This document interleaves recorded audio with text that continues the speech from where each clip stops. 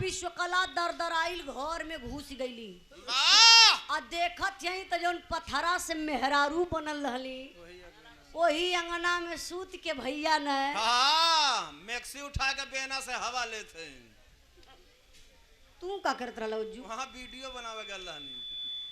अब वो पथरा वाली सूत के आराम करत है तबले गईल बाबू असिल की विश्वकला न पकड़ के झोटा उखाड़ के बैठा दली। काली करे सवतिया घर हमार दुआर हमार भतार हमार लेके सुता थी तां। अरे बाप रे बप्पा पत्थरों वाली कमजोर ना उठ के खड़ी हो गई। ध्यानस 3-4 केहुनी असिल की विश्वकला की अब पकड़ के झोटा कलश करे सवतिया ताए कहां से रे बोल बनाई ला हम खियाई ला हम सुत्ता खातिर मार करत थी तां। खाली वहां सुतल ही का मार रहल असली झगड़वा यह रहा कुले नहीं के पता है बा हम तो झूठा ही यहाँ बतावत है। बे अब दोनों विश्वकला आपस में भिड़ गईली। असिल की पकड़ली नकल की कबार और नकल की विश्वकला असिल की कबार पकड़ के बाबू वही अंगना में कैली पटकी पटका पटकी पटका पटकी पटका पटकी। इंद्राज भैया ऐसा पटक दी है लगत बा कि साया ब्लाउज कुल फट जाए। जब दोनों विश्वकला आपस में लड़ाई कैली न विश्वकर्मा भगवान का दिमाग चकराए गल कहला दोनों विश्वकला लड़ के मर जाए चाहेली।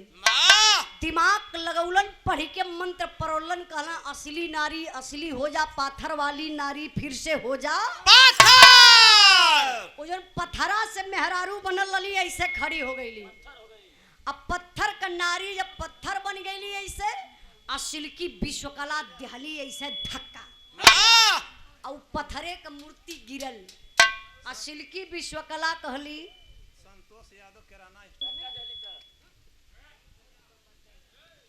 गौर करेंगे बाबू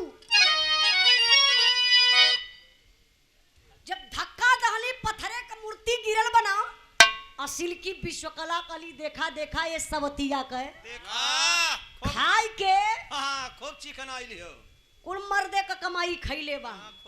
इस सवतिया जब ले घर में रही हमार काल बनल रही। यही से आप लोग कहेला कि मेहरारू पत्थरों का सबत बर्दाश्त ना करी है लई के छीनी हथौड़ी असिल की विश्वकला जगह जगह से काटे शुरू कैली। ए दोनों हाथ काट दली गर्दन काट दली सीना फाड़ दली। अब बाबू जब छीनी हथौड़ी पेटवा पे मरली न हो गजब हो गया। पेट फटल एक सुंदर सा लड़की पैदा भइल। वाह मतलब विश्वकर्मा जी अपन काम कह गुजरल हने।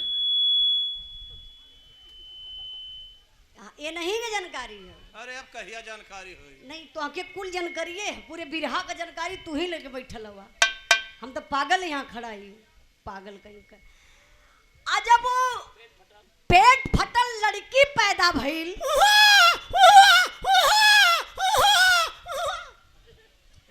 तो बड़ा रोवा था। ढेर रोवत ने फुलवा धरा दे का तबले। जब वो लड़की पैदा भइल तो लड़की का नाम का रखायल हमरे बिरहा का आखिरी बिरहा के मेन पॉइंट पर आप लोग आ जाइए। वो लड़की का नाम का बा मास्टर साहब?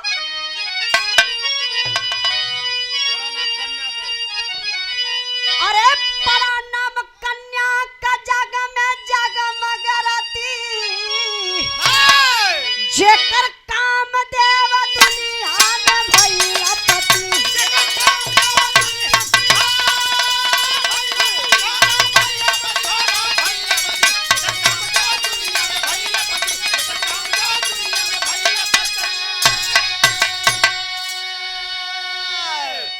ओ लड़की का नाम बाबू रति रखायल।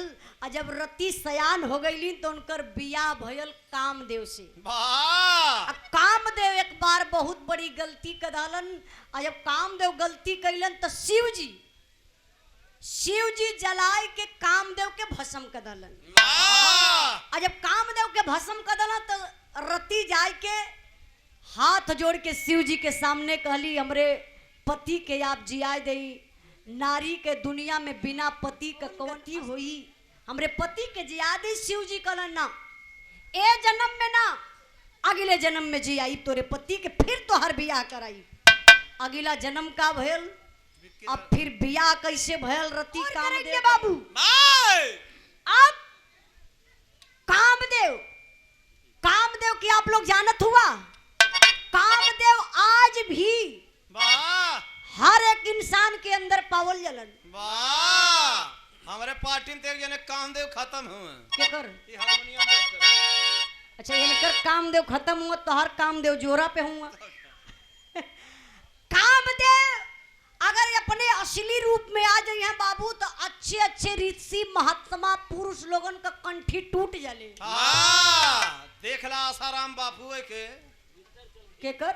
नारायण साईं के देखला, और राम रहीम के देखला, और क्यों बचल हो? चिलमिलानंद के देखला, और राधे माई के देखा, ज्योति मौर्या के देखा, और सुदय राम गवैया के देखा।